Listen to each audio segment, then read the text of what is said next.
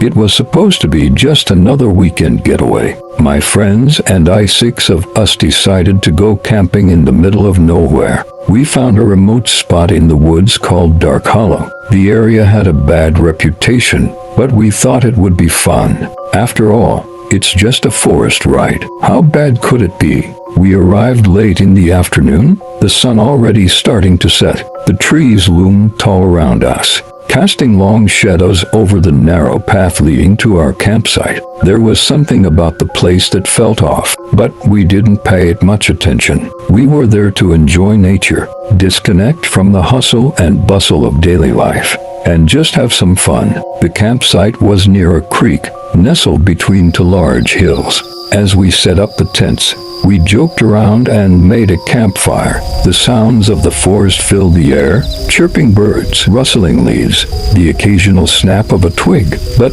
as night fell, the air grew unnervingly still. The wind died down completely. It felt like the forest was holding its breath. As we sat around the fire, eating and talking, a sudden noise interrupted the silence. A loud snap echoed through the trees. It was so sharp and sudden that it made us all jump.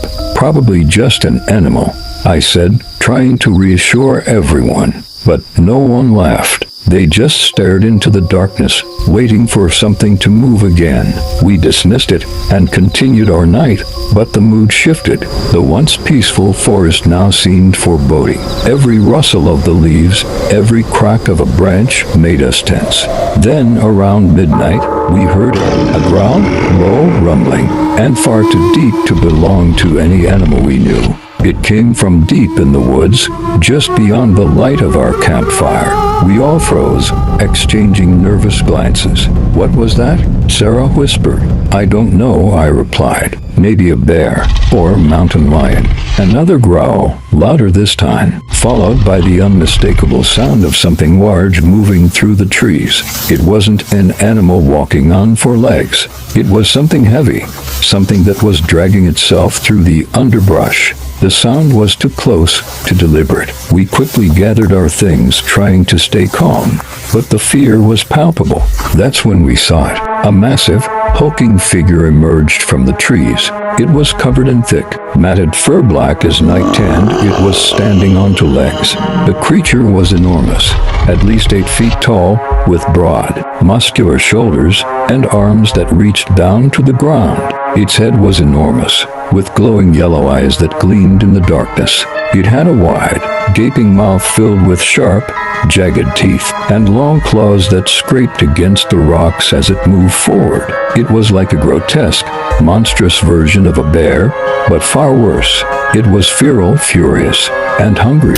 The creature let out a roar that shook the ground beneath us, and before we could react, it charged. Its enormous form moved faster than anything that size should have been capable of. We scattered in all directions, our flashlights barely illuminating the monstrous creature as it moved through the trees with horrifying speed.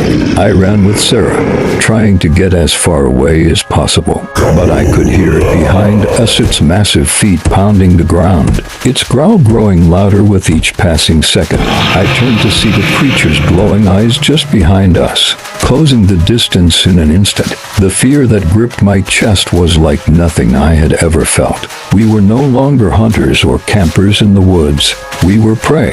I saw an old abandoned shack up ahead, its broken windows reflecting the pale moonlight. We dashed toward it, hoping for a chance to hide. As we reached the shack, I glanced back, my breath ragged with terror. The creature had stopped just outside the clearing, its eyes locked onto us, the yellow glow piercing through the night. It growled again, a deep, reverberating sound that made my skin crawl. Then, as if to taunt us, it took a step back. The ground beneath it shook as it lowered itself onto all 4s, ready to pounce. It was toying with us. We ducked into the shack, slamming the door behind us. The walls were weak and crumbling, but it was all we had. We crouched in the corner, trying to stay as silent as possible, our hearts racing.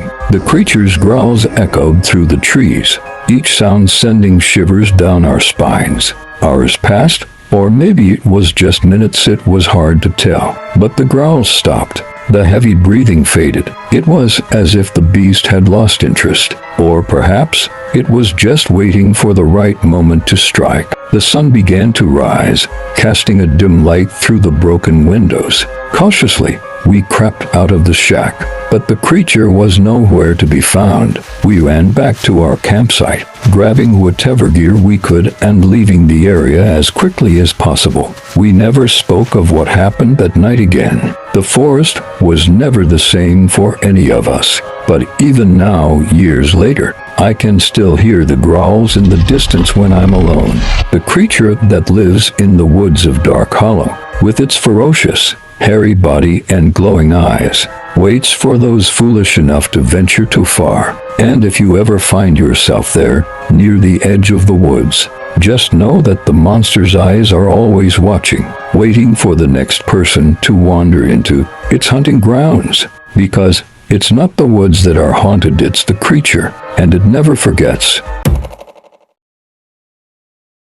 2 years ago, I took a weekend trip with some friends to an old manor we found online. Blackwood Manor, located deep in the countryside, was advertised as a historical experience with a rich and eerie backstory. The place had been abandoned for decades, with rumors of strange happenings, missing hikers, and ghostly whispers on the wind. Naturally, we were intrigued. Who wouldn't want to experience a little bit of the unknown? Right. We arrived at the manor just as the sun was setting, casting long, eerie shadows across the overgrown grounds. The building itself was more magnificent than we expected, tall, looming, with ivy crawling up its stone walls and windows that seemed to watch us. The front door creaked open by itself when we approached. We laughed it off and entered, thinking it was just the wind or some old mechanism.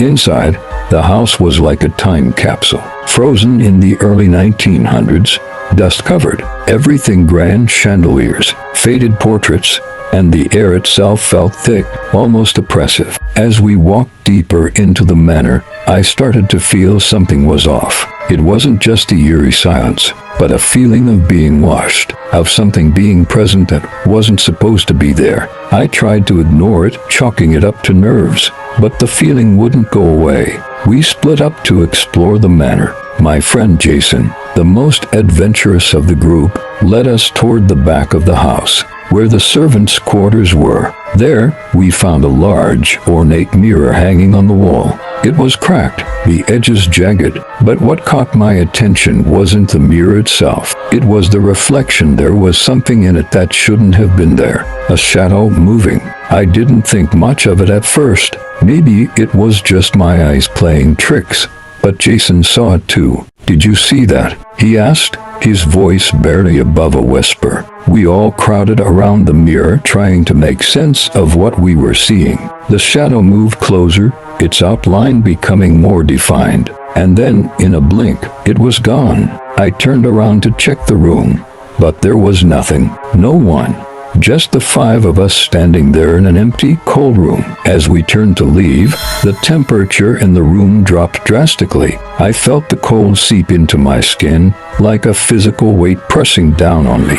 The sound of whispers began to fill the room, soft at first, like a breeze rustling leaves, but the whispers grew louder, sharper, until they were all I could hear. I turned to my friends, but they were frozen, staring at the door, eyes wide in terror. Jason was the first to break the silence. "We need to get out of here now," he said, his voice trembling. But before we could move, the door slammed shut, trapping us inside.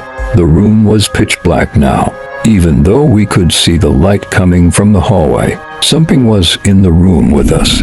I could hear it breathing, slow and ragged, as if something was hovering just behind us, watching. We tried to push the door open, but it wouldn't budge. It was as though the house itself was holding us in. Then we heard it, a low growl, reverberating in the air. The sound was coming from above. I looked up, and in that instant, the ceiling above us cracked. From the darkness of the rafters, a massive, shadowy figure emerged. It wasn't human, its wings stretched wide, unnaturally long and jagged, like a bat's wings, but far larger. Its face was twisted and animalistic, with glowing eyes that pierced through the darkness.